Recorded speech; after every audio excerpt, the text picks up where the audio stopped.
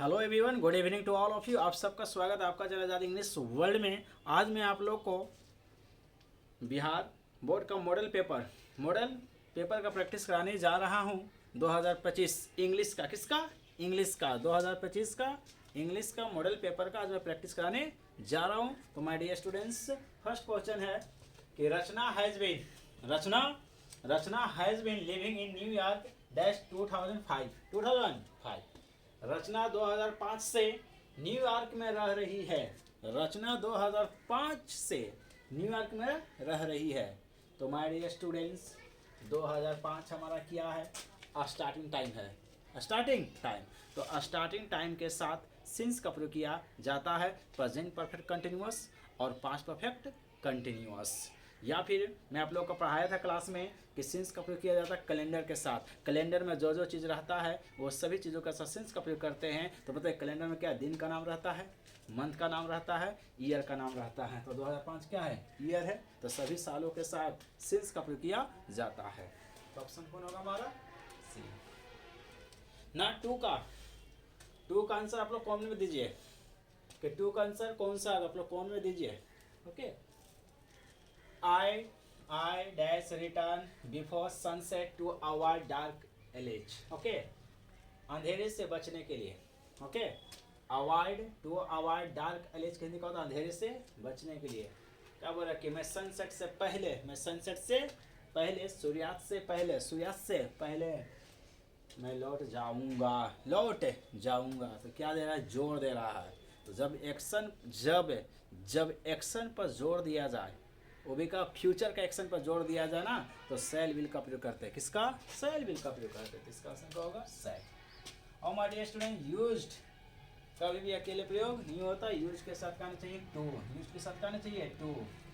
Can का प्रयोग करते हैं प्रेजेंट का एबिलिटी बताने के लिए, वर्तमान का एबिलिटी बताने के लिए कैन का प्रयोग किया जाता है। और माइट का प्रयोग करते हैं लो पॉसिबिलिटी बताने के लिए, कम संभावना बताने के लिए माइट का प्रयोग किया जाता है। तो यहाँ संभावना थोड़ी बता रहे, यहाँ तो जोर दिया जाए कि मैं पहुंच जाऊंगा, लौट जाऊंगा। I will return before sunset से पहले मैं लौट जाऊंगा। तीसरा क्वेश्चन है, आप लोग इसका कमेंट में आंसर बताइए। जल्दी से कमेंट में इसका आंसर दीजिए। The police caught the thief, इसको बनाना है पैसिव वॉइस, है ना, चेंज इनटू पैसिव वॉइस में चेंज करना है। तो हमारे इसका आंसर आप लोग कमेंट में जल्दी दीजिए। नहीं, ठीक है, मैं दे रहा हूँ, मैं बता रहा हूँ। ओके, तो क्या दिख रहे हैं माय डियर? जब एक्टिव में क्या दिख जाए? V2। क्या दिखे? V2। एक्टिव में क्या दिखे? V2। तो पैसिव वॉइस में V2 को चेंज कर दे तो वाज या वर प्लस V3। तो हम खोजेंगे वाज या वर प्लस V3। ए में वाज नहीं है, नहीं है, काट दो। बी में वाज है लेकिन V3 नहीं है, टू बी है। क्या है? टू बी, गलत। सी में वाज है और V3 है।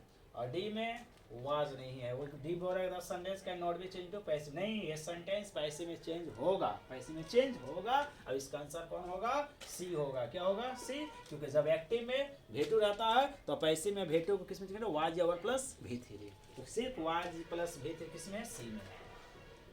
नेक्स्ट क्वेश्चन चलते हैं। Choose the correctly order sentence, है ना। करेक्टली ऑर्डर सेंटेंस को चुनना है। 4 ऑप्शन दिया है, चारों ऑप्शन में कौन सा सेंटेंस सही है? आप लोग इसका आंसर कमेंट में दीजिए जल्दी सा। और आपसे पूछ रहे, आप ही से 4 का आंसर दीजिए। देख रहे क्या? जल्दी। चलो, नहीं, गलत दे दिया, गलत। चलिए, मैं आप बताने जा रहा हूँ, ध्यान से सुनेंगे मेरे स्टूडेंट्स, ध्यान से सुनेंगे। देखिए, पहले आप 4 ऑप्शन है ना, तो 4 ऑप्शन को पहले एलिमिनेशन के छटनी कीजिए। देखिए, पहले गलत पकड़िए। तो मैं बता रहा हूँ कि they on the weekends often play football. So my dear student, ये ऑफन जो है ना, एडवर्ब ऑफ फ्रीक्वेंसी है। एडवर्ब क्या है? फ्रीक्वेंसी। एडवर्ब फ्रीक्वेंसी मतलब कि कोई काम कितना बार हुआ है, कितना बार हुआ। जैसे मैं अक्सर बाजार जाता हूँ, मैं कभी कभी बाजार जाता हूँ, मैं हमेशा बाजार जाता हूँ।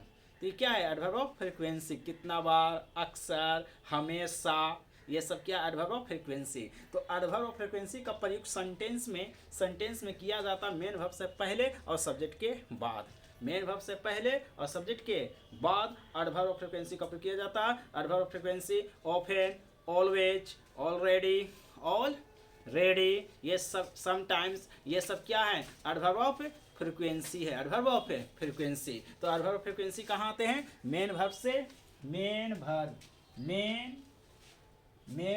वर्ब से पहले और सब्जेक्ट के बाद।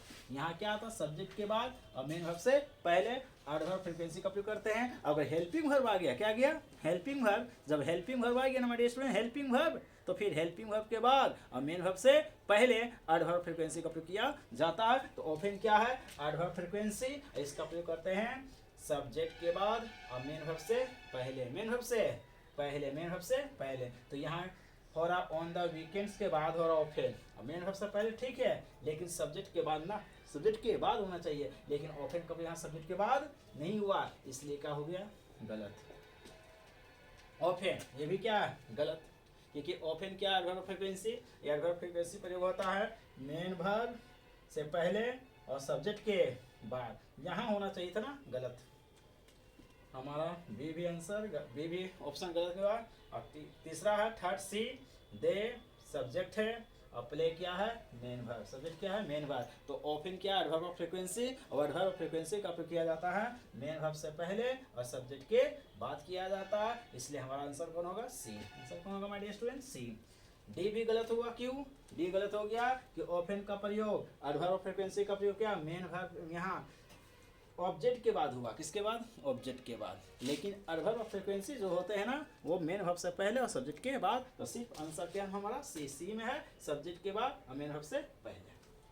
नेक्स्ट क्वेश्चन है choose the correct order sentence. Same question है हमारे स्टूडेंट्स। इसका आंसर आप लोग कॉमेंट में जल्दी से दीजिए, बस मैं इंतजार कर रहा हूँ आप लोग का।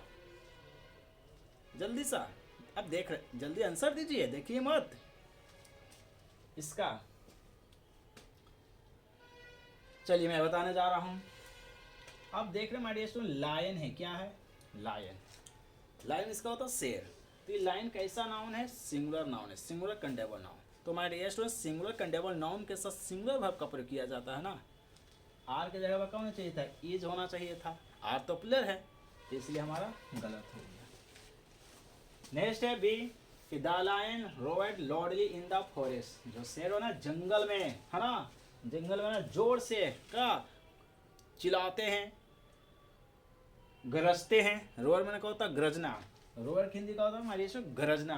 तो जो शेर है ना जंगल में, शेर जो है ना जंगल में जोर से गरजा। इसका देखते ही ठीक लग रहा है हमको। आगे बढ़ चलते हैं कि लायन, क्या? लायन ठीक है, सिंगुलर नाउन है, सिंगुलर वर्ब। लेकिन इज एम आर के बाद active voice, is am are के बाद एक्टिव वॉइस में क्या आता? V4। क्या आता? V4। V3 नहीं आता, इसलिए गलत हो गया। डी चलते हैं, फिर आगे माय डियर स्टूडेंट, लायन है। क्या है? लायन सिंगुलर है, तो सिंगुलर के साथ सिंगुलर वर्ब होना चाहिए, सिंगुलर वर्ब होना चाहिए। सिंगुलर वर्ब कैसे बनता है? एस या ईएस से। ये रोवर में क्या लगना चाहिए था? एस, इसलिए गलत हो गया। हमारा आंसर कौन होगा? बी आंसर हो गया। नेक्स्ट है you dash not add extra spices to the soup. तुम्हें सूप में एक्स्ट्रा स्पाइसेस, तुम्हें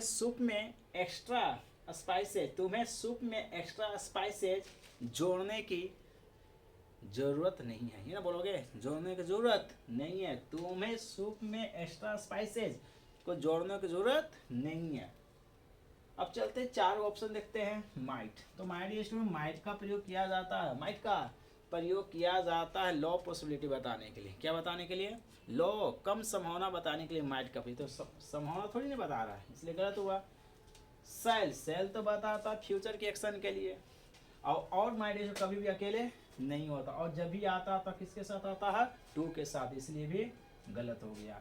तो हमारा ऑप्शन बी होगा आंसर इसका। क्यों? क्योंकि नीड का प्रयोग जब मॉडल के रूप में किया जाता है ना, तो नेगेटिव वाक्य में किया जाता है और इंट्रोगेटिव सेंटेंस में किया जाता है। सेंटेंस क्या है? नेगेटिव। तो नेगेटिव वाक्य में नीड का प्रयोग किया जाता है मॉडल के रूप में, कि तुम्हें सूप में एक्स्ट्रा स्पाइसेस को जोड़ने की जरूरत नहीं है।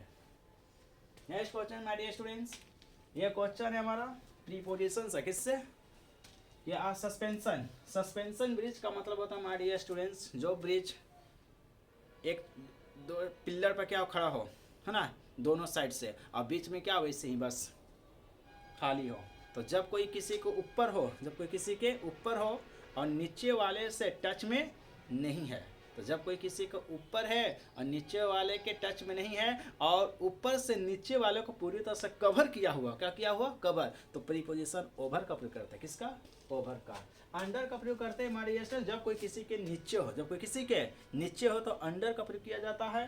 और इन का प्रयोग करते हैं जब कोई किसी स्पेस में पहले से हो, जब कोई किसी स्पेस में पहले से हो और बड़ा प्लेस के लिए इन का प्रयोग करते हैं।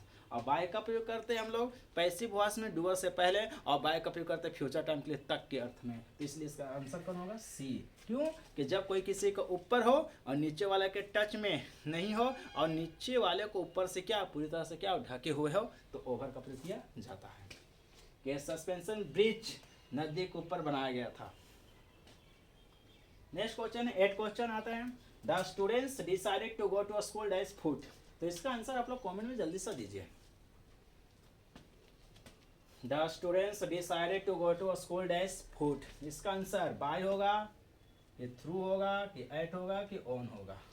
तो हमारे स्टूडेंट्स ये फिक्स प्रीपोजिशन है कि फुट के साथ ऑन लगता है। ऑन फुट मैंने पैदल, ऑन फुट मैंने क्या होता है, पैदल। ऑन फुट मीन्स पैदल। नेक्स्ट है the jury dash divided in their opinion. इसका आंसर आप लोग जल्दी से कमेंट में दीजिए कि इसका आंसर क्या होगा।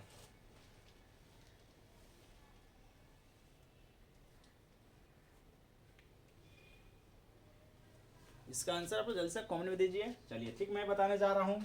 माय डियर स्टूडेंट, जूरी जो है कलेक्टिव नाउन, कौन सा नाउन है, कलेक्टिव नाउन। जजों का समूह को बोलते हैं जूरी, छात्रों का समूह को क्या बोलते हैं, क्लास। छात्रों का समूह का बोलते हैं क्लास बोलता है। लड़कियों का समूह का बोलते हैं बेबी, क्या बोलते हैं, बेबी। उसी तरह है ना, खिलाड़ियों का समूह को क्या बोलते हैं, टीम, क्या बोलते हैं, टीम। तो उसी तरह जजों का समूह को क्या बोलते हैं, जूरी। तो ये जूरी क्या है, कलेक्टिव नाउन। तो माय डियर स्टूडेंट, जब कलेक्टिव नाउन डिवाइडेड हो, क्या हो, डिवाइडेड हो, तो इसके साथ हमेशा प्लूरल वर्ब का प्रयोग करते हैं। और जब कलेक्टिव नाउन यूनाइटेड हो, क्या हो, यूनाइटेड हो, तो इसके साथ सिंगुलर वर्ब का प्रयोग किया जाता है। तो हमारे स्टूडेंट यहाँ क्या है, डिवाइडेड है, क्या है, डिवाइडेड। तो इससे पता चल गया कि यहाँ पर जूरी क्या है, प्लस सब्जेक्ट है, तो वर्ब भी करेगा, प्लूरल लेगा।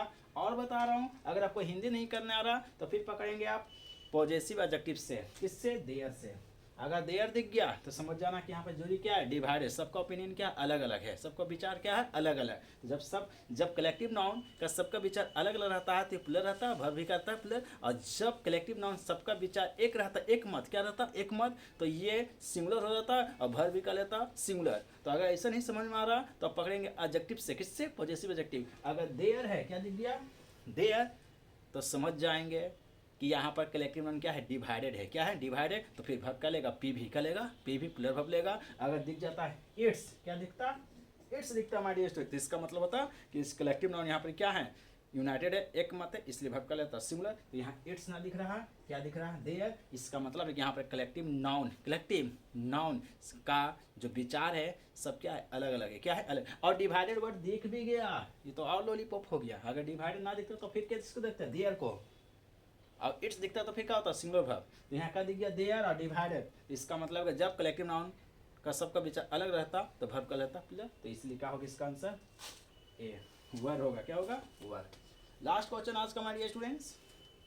The dog stuck out the tongue. Stuck out में तो हमारी एक फ्रेजल वर्ब है, ये बना भेटू है किसका, स्टिक का, किसका, स्टिक। स्टिक आउट का मतलब होता है बाहर निकालना। स्टिक आउट का हिंदी का होता है बाहर निकालना, और स्टिक का भेटू का होता है स्टक। तो the dog stuck out the tongue. कल मैं आप लोगों को बताया था, अगर सब्जेक्ट आई है तो आई का एडजेक्टिव माई होता है, वी है तो आवर होता है, यू है तो योर होता है, ही तो हिज होता है, सी तो हर, और इट होता है इट्स, और दे तो देयर। और लड़का है तो हिज, और लड़की है तो हर। और कोई चीज़ है या एनिमल है, कोई चीज़ है या एनिमल है तो उसका एडजेक्टिव का होता है इट्स, का होता है इट्स। तो डॉग क्या है हमारे स्टूडेंट्स, एनिमल है, तो एनिमल का पॉजिटिव एडजेक्टिव क्या होता है, प्रोनाउन का होता है इट होता है, इट का एडजेक्टिव का होता है इट्स, क्या होता है इट्स। इसका आंसर क्या होगा, सी। तुम्हारे student, thanks for attending this.